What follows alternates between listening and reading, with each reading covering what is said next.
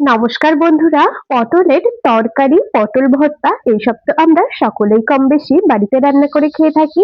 একবার পটল এইরকম ভাবে প্রেসার কুকারের মধ্যে দিয়ে তার মধ্যে অল্প কিছুটা সর্ষের তেল দিয়ে দারুণ টেস্টি এই রেসিপি বাড়িতে একবার বানিয়ে দেখুন। যারা পটল খেতে পছন্দ করে না তারাও চেটেপুটে ভাত খাবে। গরম ভাতের সাথে পটলের এই রেসিপিটা খেতে লাগে দারুণ টেস্টি। একঘেয়ে পটলের রেসিপি খেতে খেতে যদি মনে হয় যে একটু নতুনত্ব কিছু তৈরি করব, অবশ্যই করে পটলের এই রান্নাটা বাড়িতে একবার বানিয়ে দেখতে পারেন। আশা করছি আপনাদেরও ভীষণ ভালো লাগবে। তো সবার প্রথমে রেসিপিটা তৈরি করার জন্য এখানে আমি ওই ৩০০ গ্রামের মতো নিয়ে নিয়েছি একদম ফ্রেশ পটল। পটলগুলোকে কাটার আগে একবার পরিষ্কার করে ধুয়ে নিয়েছি। এরপর দেখুন ২ প্রান্ত অল্প অল্প করে কেটে বাদ দিয়ে নিয়ে একটা ছুরির সাহায্যে এইরকম ভাবে গাটা আঁচড়ে নিচ্ছি। খোসা একদম ছাড়িয়ে নেওয়ার দরকার নেই। এইরকম ভাবে বটি দিয়ে বা ছুরির সাহায্যে গাটাকে আঁচড়ে নেবেন। তো এদিকে আমি সমস্ত পটলগুলোকে সুন্দরভাবে খোসা ছাড়িয়ে নিয়েছি আর এখন এগুলোকে তুলে নিলাম একটা পাত্রে। পরিষ্কার করে ধুয়ে নিই, তারপর আপনাদেরকে দেখাচ্ছি। তো দেখুন পটলগুলোকে একদম পরিষ্কার করে ধুয়ে নিয়েছি। বন্ধুরা, এই সময়টা কিন্তু আপনারা অবশ্যই আমাকে কমেন্টসে জানিয়ে যাবেন আপনারা কে কোন জায়গা থেকে আমার আজকের এই রেসিপিটা দেখছেন, তবেই না আপনাদের কমেন্টসে ধন্যবাদ জানাতে পারবো। এদিকে রান্নাটা করার জন্য চলে এসেছি ওভেনের কাছে। গ্যাসের ওভেনে একটা প্রেসার কুকার বসিয়ে দিয়েছি, তবে গ্যাস কিন্তু এখনো অফ রেখেছি। কুকারের মধ্যে পটলগুলোকে দিয়ে দিলাম, এরপর দিয়ে দিচ্ছি ২ টো পাকা টমেটো। এরকম মিডিয়াম সাইজের ২ টো পাকা টমেটো দিলাম। আর বড় চামচের ১ চামচ দিয়ে দিলাম কাঁচা সর্ষের তেল। আর দেবো ১/২ চা চামচ লবণ। সামান্য একটু জল দেব। খুব বেশি জল দেওয়ার দরকার নেই, যেহেতু পটল, টমেটো সবকিছু থেকে বেশ খানিকটা জল ছাড়বে। আমি ছোট কাপের ওই ১/২ কাপের মতো দিচ্ছি জল। প্রেসার কুকারে ঢাকা আটকে ২ টো হুইসেল দিয়ে নেব। যাতে করে টমেটো, পটল সমস্ত কিছু খুব ভালো মতো করে সেদ্ধ হয়ে যায়। আমার প্রেসার কুকারে ২ টো হুইসেলেই খুব ভালো মতো করে সমস্ত কিছু সেদ্ধ হয়ে যাবে। তো আপনারা প্রেসার কুকার অনুযায়ী হুইসেলটা কম বেশি করে দিয়ে নেবেন। প্রেসার কুকারের ঢাকাটাকে এখন খুলে নেব। দেখুন সমস্ত কিছু খুব ভালো মতো করে সেদ্ধ হয়ে গেছে। কুকারের মধ্যে খানিকটা জলও রয়েছে, যেহেতু পটল, টমেটো থেকে বেশ কিছুটা জল ছেড়েছে। দেখুন বেশ ভালো মতো করে পটলগুলো সেদ্ধ হয়ে গেছে আর এখন এগুলোকে একটা পাত্রে নামিয়ে রাখবো। বেশ ভালো করে এটাকে ঠান্ডা করে নিতে হবে। আর বন্ধুরা, আপনাদের কাছে একটা রিকোয়েস্ট, আপনারা কিন্তু ভিডিওটা স্কিপ করে দেখবেন না। স্কিপ করলে বুঝতে পারবেন না আমি কোন পদ্ধতিতে আর কি মসলার ব্যবহার করে রেসিপিটা তৈরি করলাম। তো এদিকে আমি পটলগুলোকে একটা পাত্রে নামিয়ে নিয়েছি। এটাকে সাইডে সরিয়ে রাখলাম। খুব ভালো করে ঠান্ডা করে নেব। এরপর একটা মসলা বানিয়ে নেব। সেজন্য নিয়েছি ছোট একটা মিক্সির জার। তার মধ্যে ওই ৫ কোয়া মতো দিলাম রসুন। ১ ইঞ্চি মতো আদা ছোট ছোট করে কেটে নিয়েছি, সেটা দিয়ে দিলাম। একটা মিডিয়াম সাইজের পেঁয়াজ কুচি দিলাম। ঝালের জন্য ওই মোটামুটি ৫ থেকে ৬ টার মতো দিয়ে দিলাম শুকনো লঙ্কা। অল্প কিছুটা জল দিয়ে একদম মিহি করে একটা পেস্ট বানিয়ে নিতে হবে। চাইলে আপনারা শিলেও মসলাটাকে বেটে নিতে পারেন, তবে আমি মিক্সিতে দিয়ে একদম মিহি করে বেটে নিই, তারপর আপনাদেরকে আবারও দেখাচ্ছি। তো দেখুন মসলাটা একদম মিহি করে বেটে নিয়েছি। এখন এটাকে সাইডে সরিয়ে রাখলাম। আর এদিকে পটল, টমেটো সমস্ত কিছু কিন্তু খুব ভালো করে ঠান্ডা করে নিয়েছি। এখন এই পটলগুলোকে হালকা করে একটু ভেঙে নেব। একদম ম্যাশ করে নেওয়ার দরকার নেই কিন্তু, একদম হালকা হালকা হাতে ভেঙে নিতে হবে।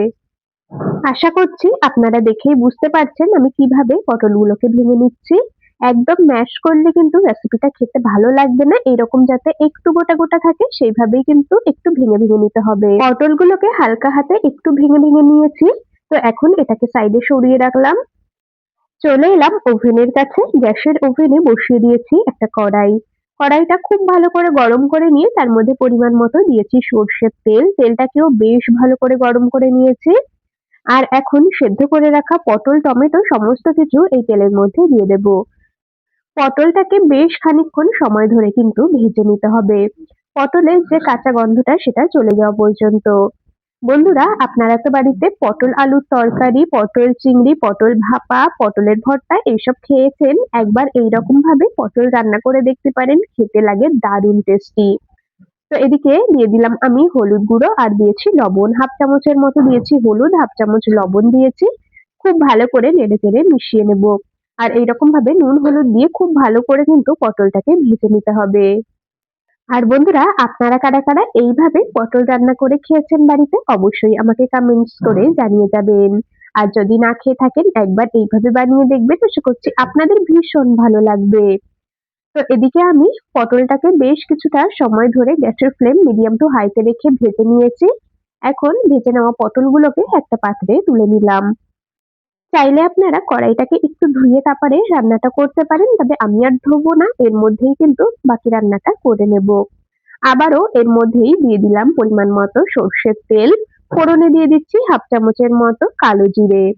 খুব ভালো করে ফোড়ন থেকে বেশ একটা ভাজা ভাজা গন্ধ বেরোনো পর্যন্ত ভেজে নেব। কালো জিরে ফোড়ন দিয়ে বেশ ভালো করে একটু ভাজা ভাজা করে নিয়েছি। এখন এর মধ্যে পেস্ট করে রাখা মশলাটাকে দিয়ে দিলাম। মশলার থেকে জলটা পুরোপুরি শুকিয়ে আসা পর্যন্ত, মশলার কাঁচা গন্ধটা চলে যাওয়া পর্যন্ত বেশ ভালো করে মশলাটা কষিয়ে নেব। মশলার জারটাকে ধুয়ে সামান্য একটু দিয়েছি জল। ব্যাস, এখন গ্যাসের ফ্লেম মিডিয়াম টু হাইতে দিয়েই মশলাটাকে বেশ ভালো করে কষিয়ে নেব, অনবরত নেড়েচেড়ে। তো এদিকে আমি বেশ খানিকক্ষণ ধরে মশলাটাকে কষিয়ে নিয়েছি। দেখুন মশলা থেকে এক্সট্রা যা জল ছিল পুরোপুরি টেনে এসেছে, মশলার কাঁচা ভাবটাও চলে গেছে। এখন এর মধ্যে ভেজে রাখা পটলগুলোকে দিয়ে দেব। ভেজে রাখা টমেটো, পটল সমস্তটাই মশলার মধ্যে দিয়ে দিয়েছি। খুব ভালো করে মশলার সাথে নেড়েচেড়ে কষিয়ে নিতে হবে। তো এদিকে মশলার মধ্যে পটলগুলোকে দিয়ে খুব ভালো করে একটু নেড়েচেড়ে মিশিয়ে নিয়েছি। বেশ ভালো করে কষিয়ে নিয়েছি। এখন এর মধ্যে দিয়ে দেব স্বাদ মতো লবণ, পরিমাণ মতো হলুদ গুঁড়ো। আগে যেহেতু পটলগুলোকে সেদ্ধ করে নেওয়ার সময়, পটল ভেজে নেওয়ার সময় কিছুটা লবণের ব্যবহার করেছি, অবশ্যই কিন্তু সেই কথা মাথায় রেখে এখানে লবণ হলুদটা দিতে হবে। নুন হলুদ দিয়েছি, আবারও কিন্তু বেশ ভালো করে কষিয়ে নিচ্ছি। পটলটাকে মশলার সাথে কিন্তু বেশ কিছুটা সময় ধরে কষিয়ে নিতে হবে। মশলা, পটল খুব ভালো করে একসাথে কষিয়ে নিয়েছি। এখন এর মধ্যে দিয়ে দিলাম সামান্য পরিমাণে জল। ওই ছোট কাপের হাফ কাপের মতো জল আমি এর মধ্যে দিলাম। জল দিয়ে বেশ ভালো করে একটু নেড়েচেড়ে মিশিয়ে নিচ্ছি। আর এখন এটাকে ঢাকা দিয়ে খানিকক্ষণ রান্না করে নেব, ঝোলটা পুরোপুরি টেনে আসা পর্যন্ত। আর বন্ধুরা, এই রেসিপিটা কিন্তু খুব বেশি ঝোল হবে না, একদম গামাখা তৈরি হবে, সেই হিসাবেই কিন্তু এখানে জল দেবেন। ঢাকা দিয়ে মোটামুটি আমি ৫-৭ মিনিটের মতো রান্না করে নিয়েছি। ঢাকা খুলে নিয়েছি। দেখুন এর মধ্যে যা এক্সট্রা জল ছিল পুরোপুরি টেনে এসেছে। রান্নাটা বেশ গা মাখা তৈরি হয়ে গেছে। তো এইরকম ভাবেই কিন্তু এটাকে তৈরি করে নিতে হবে। সামান্য পরিমাণে এর মধ্যে দিয়ে দিচ্ছি গরম মসলা গুঁড়ো। গরম মসলা একদম বেশি দেওয়ার দরকার নেই। সামান্য পরিমাণে দিয়েছি গরম মসলা, ওই ছোট চামচের ৪ ভাগের ১ ভাগ। খুব ভালো করে গরম মসলা গুঁড়ো দিয়ে একটু নেড়েচেড়ে নিচ্ছি, আর রান্নাটা কিন্তু আমাদের প্রায় হয়ে এসেছে। রেসিপিটা গরম ভাত, রুটি, পরোটা যেকোনো কিছুর সাথেই আপনারা পরিবেশন করতে পারেন। খেতে দারুণ লাগবে। তো রান্নাটা একদম কমপ্লিট হয়ে গেছে। এটাকে একটা পাত্রে নামিয়ে নেব। বন্ধুরা, এই পটলের রেসিপিটা আপনাদের কেমন লাগলো কমেন্টস করে কিন্তু অবশ্যই জানিয়ে যাবেন। যদি ভালো লেগে থাকে তবে ভিডিওটিতে একটি লাইক আর বন্ধুদের মধ্যে অনেক অনেক শেয়ার করে দেওয়ার অনুরোধ রইল। তাহলে বন্ধুরা, আজ এখানেই শেষ করছি। আবার দেখা হবে পরবর্তী কোনো রেসিপির সাথে। ততক্ষণ সকলে ভালো থাকবেন, সুস্থ থাকবেন।